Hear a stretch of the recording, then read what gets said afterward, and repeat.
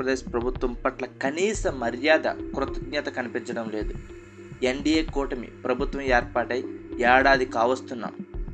గౌరవ ముఖ్యమంత్రి శ్రీ చంద్రబాబు నాయుడు గారిని కానీ తెలుగు సినిమా సంఘాలు కనీసం ఒక్కసారి కూడా మర్యాదపూర్వకంగా కలవలేదు. కేవలం తమ చిత్రాలు విడుదల సందర్భంలో ప్రభుత్వం ముందుకు రావడం మినహా చిత్రరంగ అభివృద్ధి కోసం సంఘటితం కాలేదు. అందరూ కలిసి రావాలని ఉప ముఖ్యమంత్రి శ్రీ పవన్ కళ్యాణ్ గారు సూచించిన సానుకూలంగా స్పందించలేదు.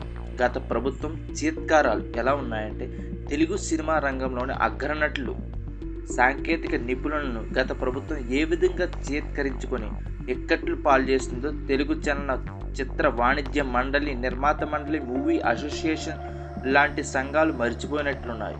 కోట్ల రూపాయల పెట్టుబడులతో రూపొందించే చిత్రాలకు అన్ని విధాల ప్రోత్సాహం ఇవ్వడంతో పాటు సృజనాత్మకంగా ముడిపడిన ఈ వ్యాపారంలో ఉన్నవారిని గౌరవ మర్యాదలకు భంగం వాటిల్లకూడదని కూటమి పార్టీలు ఎన్నికల ముందు కూడా స్పష్టం చేశాయి.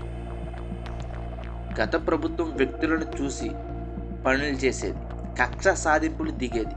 తమకు నచ్చని సినిమాలను విడుదల సమయంలో తహసీల్దారులు థియేటర్ల దగ్గర నియమించి ఎన్ని ఇబ్బందులు పెట్టిందో నిర్మాతలు మర్చిపోతే ఎలా?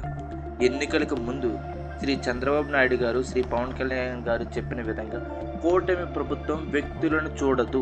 శ్రీ అక్కినేని నాగార్జున గారి కుటుంబం నుంచి చెందిన ఒక చిత్రం విడుదలైనప్పుడు ఆంధ్రప్రదేశ్ ప్రభుత్వం తగిన విధంగా ప్రోత్సహించి వ్యవస్థ కూడా బాగుండాలి, దానిపై ఆధారపడ్డ వారు ఇబ్బందులు పడకూడదు అనేదే కూటమి ప్రభుత్వ విధానం అని తెలియజేశారు.